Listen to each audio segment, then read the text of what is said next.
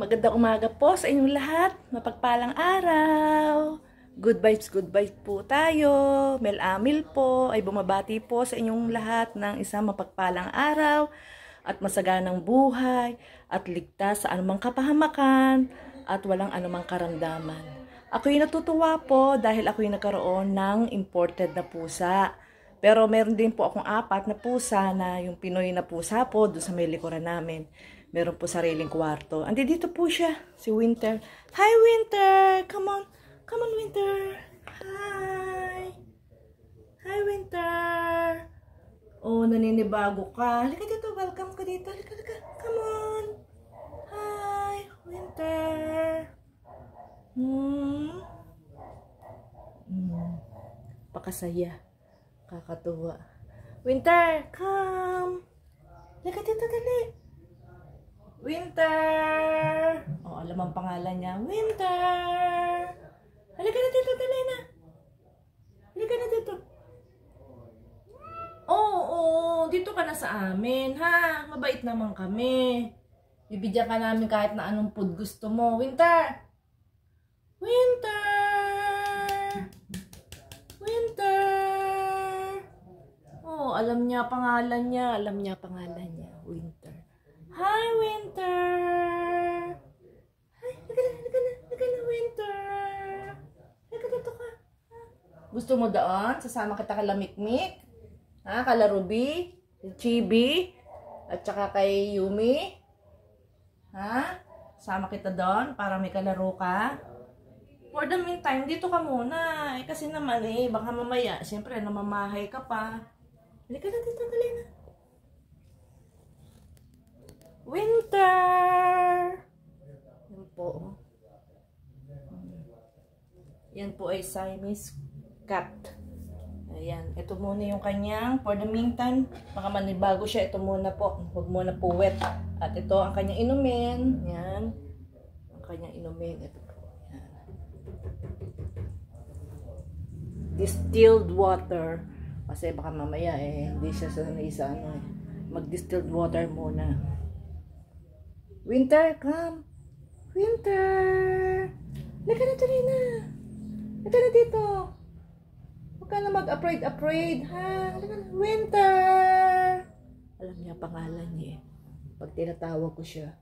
Winter. Halika na. Oh, tignan niya. Winter. Halika na. Winter. Come. Winter. Winter! Come here. Come here. Halika na dito, dali. Huwag ka na matakot. Naman ikaw Come. Yan po.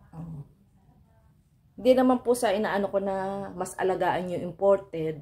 Alagaan po natin lahat ang mga hayop na nakakaawa sa daan. Kung tayo ay may pagkakataon na alagaan sila, alagaan natin. Kung may kakayanan tayong pakainin natin sila. Huwag natin sila itaboy, huwag natin silang saktan, huwag natin silang batuhin. Kasi minsan nakikita ko, nangangalkal nga lang ng basura yung mga hayop sa daan, binabato pa. Siyempre makikita nyo may sugat, nadidiskrasya sa disclaimer po, pasintabi, nakakaawa. May buhay po yan, nilalang po yan ni Lord. Yan na yan nilalang para meron pong dahilan para sa ating mga tao. Minsan nga, yan ang nagbibigay sa atin ng positive vibe sa bahay. May nakikita yan na hindi natin nakikita. Minsan nga, yung karamdaman natin, sila sumasalo. Yun, ang pagkakaano ko dyan sa mga pusa, dahil nire-research ko din naman ho yan. Kaya minsan nililigtas tayo niyan, yung mga hayop. Imbis na tayo yung madidiskrasya, sila yung sumasalo. May kasabihan nga na siyam ang buhay ng pusa. Kaya yung ibang buhay nila, binibigay sa atin, pinagkakaloob.